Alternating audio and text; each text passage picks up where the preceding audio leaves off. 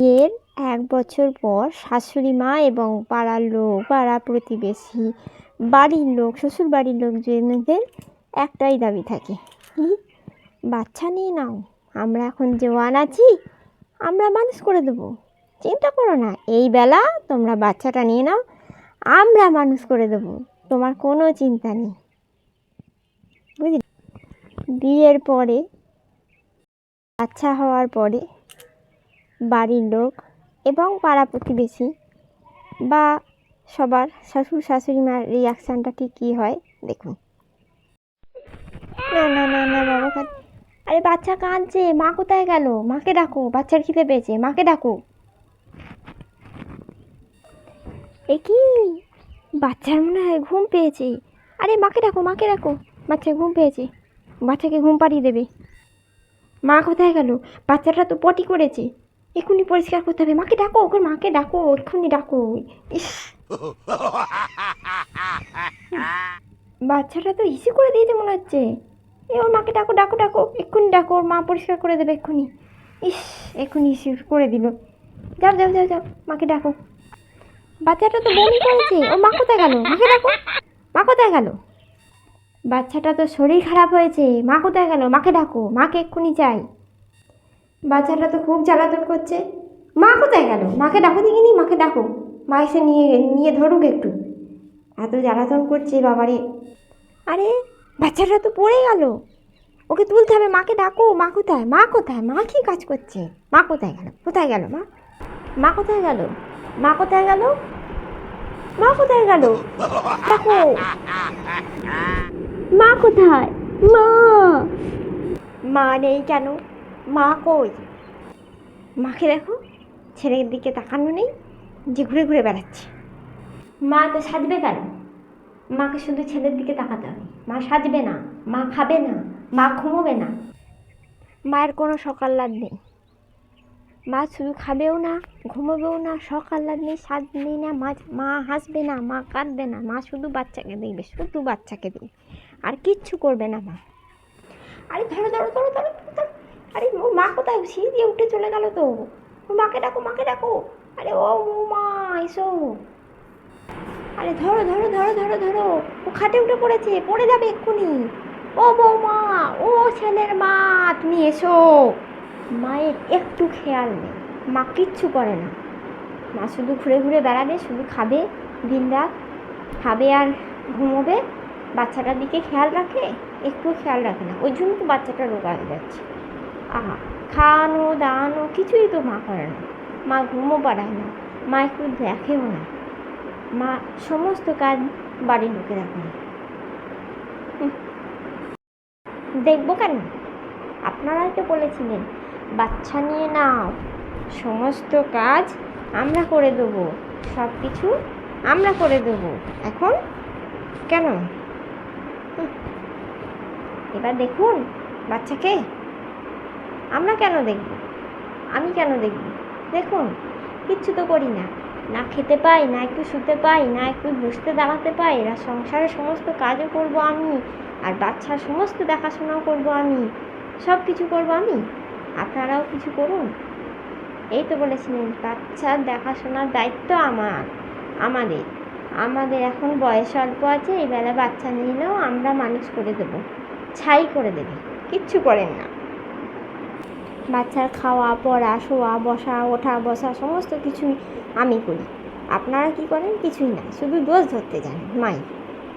রাত জেগে বসে থাকা, রাত্রি 2-3টে পর্যন্ত বাচ্চাটা জেগে থাকে, আপনারা কি থাকেন ওর সঙ্গে বসে, নিজে তো নাক ডেকে তো সব ঘুমান, আর কি, তারপরে কি, বাচ্চা ঘুমোচ্ছে এই বেলা কাজগুলো সেরে ফেলো, কেন বাচ্চা ঘুমোচ্ছে এটা বলতে পারেন না, তুমি একটু ঘুমিয়ে পড়ো, কি তুমি একটু খেয়ে নাও কিছু, সেটা তো বলবেন না। বক্তব্য বজর বজর করছে, সমস্ত কাজই তো আমি করি, সারাদিনে কতটুকু সময় পাই নিজের জন্য, আর বড় কথা বলছে। মা হয়েছো, এতটুকু কষ্ট তোমাকে তো করতেই হবে বৌমা, মায়েরা তো কষ্ট করবেই, আমরাও করেছি। তখন আমরা খাওয়া দাওয়া করিনি, ঘুমাইনি, নিজেদের সকালাত পূরণ করিনি, নিজেদের জন্য একটুও সময় দিইনি, না খেতে পেয়েছি, না ঠিক করে বসতে পেরেছি, না ঠিক করে দাঁড়াতে পেরেছি, না ঠিক করে কিছু করতে পেরেছি। তবুও তো আমাদের ওই ছেলে মানুষ হয়েছে, এরম করেই মানুষ হয়েছে। তোমাদের মতন তবু তো এখন শ্বশুর শাশুড়িরা কিছু বলে না। আমাদের সময় হলে ঝেড়ে একবারে ক্যাটা কেচে দিত। আচ্ছা মা, আপনি বলতে পারবেন কোথাও লেখা আছে যে মাকে কিছু কষ্ট করতে হবে, বাড়ির আর কেউ কোনো কষ্ট করবে না? আপনি লেখাটা দেখাতে পারবেন আমাকে? কোথায় লেখা আছে? মায়ের একটু আরাম পেতে ইচ্ছে করে না? মা যদি আরাম না পায়, মা যদি ঠিক করে খেতে না পায়, মা যদি ঠিক করে ঘুমোতে না পায়, তাহলে মা যদি না বেঁচে থাকতে পারে ভালোভাবে, মা যদি না শরীর খারাপ করে, যদি শরীর খারাপ হয়ে যায়, তখন কী হবে? তখন বাচ্চাটার কী হবে আপনারা দেখতে পাবেন? বলে এই চিন্তাভাবনাগুলো তো একটু বদলাতে হবে না? আপনাদেরও আমার সাথে সাথে বাচ্চা দেখাশোনা সমানভাবে করতে হবে, তাই না? যতটা যেরকম পারবেন ততটাই করবেন। আর বলি আপনাদেরও বলি, মা হয়েছেন বলে এটা নয় যে নিজের সব কাজ আপনি ছেড়ে দেবেন। মা হয়েছেন, আপনার চকলেট খেতে ভালো লাগলে আপনি ছেলের জন্য আগে রেখে নিজের জন্য রাখবেন। মা হয়েছেন, আপনাকে ঘুরেও বেড়াতে হবে। হ্যাঁ, একটা কারোর বাড়িতে তো নিশ্চয়ই কোনো লোক থাকবে, বা সেরাম না থাকলে বাচ্চাকে নিয়ে ঘুরবেন, ঠিক আছে। মা হয়েছেন বলে কি ঘুরতে যেতে পারবেন না? নিশ্চয়ই পারবেন। মা হয়েছেন বলে কি সময় খেতে পারবেন না? বাচ্চা কাঁদছে মানে এই নয় যে আপনাকে না খেয়ে দিয়ে বাচ্চার কান্না ভোলাতে হবে। বাচ্চা খেলা করবো বলছে বলে এই নয় যে আপনার ক্লান্তি আছে শরীরে, তাও আপনাকে বাচ্চাকে খেলা করতে হবে। কোনো বাচ্চার বাবা থাকবে বা বাচ্চার বাড়িতে নিশ্চয়ই কেউ টেক কেয়ার করবার আলাদা লোক থাকবে, তাদের কাছে রেখে দিয়ে আসতে হবে। আপনাকে একটু বিশ্রাম নিতেই হবে। সারাদিনে আপনারও কম খাটুনি যায় না, কেউ আপনাকে বিশ্রাম নিতে বলবে না, কেউ আপনাকে খেতে বলবে না, বরঞ্চ আপনি খেলে বা বিশ্রাম নিলে অনেক কথা শুনতে হবে। শুনবেন, সেটা শুনবেন, কোনো প্রতিবাদ করবেন না। তবুও নিজের জন্য বাঁচতে হবে আপনাকে, আপনার পরিবারের জন্য বাঁচতে হবে। পরিবারের কথা আপনি ভাববেন না, আপনার কথা কেউ ভাববে না, আপনার কথা নিজেকেই ভাবতে হবে। রূপচর্চা করতে ইচ্ছে গেলে আপনি রূপচর্চাও করবেন, ওরই মধ্যে করবেন। বাচ্চা হয়েছে বলে এই না নিজের সমস্ত কিছু ত্যাগ করে তাকেই শুধু সময় দিতে হবে আর সংসারকে সময় দিতে হবে, সেটা করলে হবে না। আপনাকে নিজেকেও সময় দিতে হবে, নিজের জন্য বাঁচতে হবে, বাচ্চার জন্য বাঁচতে হবে। আর এই কথাটা সমস্ত শাশুড়ি মায়েদেরও, শ্বশুর মশাইদেরও বুঝতে হবে, বা পাড়ার লোকেদেরও বুঝতে হবে, বাড়ির লোকেদেরও বুঝতে হবে। একটা বাচ্চা তার মায়ের ভরসাতেই জন্মাবে না। একটা বাচ্চা জন্মাবে তার মায়ের ভরসা এবং তার পুরো পরিবারের ভরসাতে। পুরো পরিবারকে সাপোর্ট করতে হবে, বাবাকেও সাপোর্ট করতে হবে, মাকেও সাপোর্ট করতে হবে, দাদু দিদা সবাইকেই সাপোর্ট করতে হবে। বাড়িতে পিসি থাকলে পিসিকেও সাপোর্ট করতে হবে। বুঝতে হবে যে আমারও একটা মেয়ে আছে, আমার মেয়েরও বাচ্চা আছে, তারও অবস্থা ঠিক এইরকমই হচ্ছে। আমি যদি আমার বৌমার সঙ্গে এরকম ব্যবহার করি, তাহলে আমার মেয়ের সঙ্গেও এরকম হতে পারে। তাই এই ভাবনা চিন্তাগুলো যদি বদলে যায়, ধরুন আপনি আপনার বউয়ের সাথে যদি ভাবনা চিন্তাটা বদলান, তাহলে আপনার বৌমাও তার ছেলে বা তার মায়ের সঙ্গে ভাবনাটা এইভাবেই বদলে ফেলবে। এখন অনেক বিজ্ঞান অনেক এগিয়ে গেছে, কিন্তু মানুষের চিন্তাভাবনা সেই একই জায়গাতে রয়ে গেছে। মাকে কষ্ট করতে হবে, স্ত্রীদের কষ্ট করতে হবে, নারী মানেই তোমাকে কষ্ট করতে হবে, উপোস করতে হবে, নারী মানেই তোমাকে পরে খেতে হবে, স্বামীকে আগে খেতে দিতে হবে, বাড়ির সবাইকে খেতে দিতে হবে, বাচ্চাকে আগে খাওয়াতে হবে।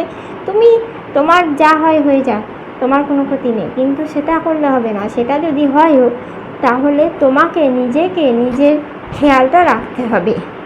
দরকার পড়লে নিজেই নিজের ডাক্তার দেখাতে যাবে, নিজেই নিজের খেয়ালটা রাখবে। কেউ তোমাকে ভাত বেড়ে দেবে না, তোমাকে তোমার ভাতটা নিজেকে খেয়ে নিতে হবে। সেই জন্য তোমাকে যদি শত কথা শুনতে হয় শুনবে, বা তাদের যদি বোঝানোর ক্ষমতা থাকে বোঝাবে, না বোঝালে না বুঝবে, কোনো দরকার নেই। তুমি জানবে যে তোমার শিরদাঁড়া আমাদের পিঠের যে শিরদাঁড়াটা, সেটা যদি ভেঙে যায়, আমরা কি বাঁচতে পারবো না তো। তুমি হচ্ছে তোমার পরিবারের শিরদাঁড়া, তোমার ছেলের শিরদাঁড়া, তোমার মেয়ের শিরদাঁড়া, তোমার স্বামীর শিরদাঁড়া, তোমার পরিবারের শিরদাঁড়া, তোমার পুরো পরিবারটা তোমার উপর যদি নির্ভর করে থাকে, তাহলে তোমাকে তো ভালোভাবে বাঁচতে হবে, ভালোভাবে খেতে হবে, তোমাকেও ডিম সেদ্ধ খেতে হবে, তোমাকেও দুধ খেতে হবে, তোমাকেও সয়াবিন খেতে হবে, তোমাকেও মাছ মাংস খেতে হবে। কেউ বলবে না যে হ্যাঁ তুমি খাও, তোমার জন্য একটা রাখো, এটা হয়তো তোমাকে কেউ বলবে না, কিন্তু তোমাকে নিজের জন্য নিজেকে রাখতে হবে। ঠিক বলেছি কিনা বলো? তো আজকে ভিডিওটা এই পর্যন্তই। ভিডিওটা ভালো লাগলে লাইক কমেন্ট শেয়ার করে দিও, আর আমার চ্যানেলটাকে সাবস্ক্রাইব করে দিও। অর্পিতার অধ্যায় চ্যানেলটাকে সাবস্ক্রাইব করে দিও, আর বেল আইকনটা ঠবাং করে টিপে দিও। আর আজকের মতন tata, bye bye, good night, love you all, সবাই ভালো থেকো।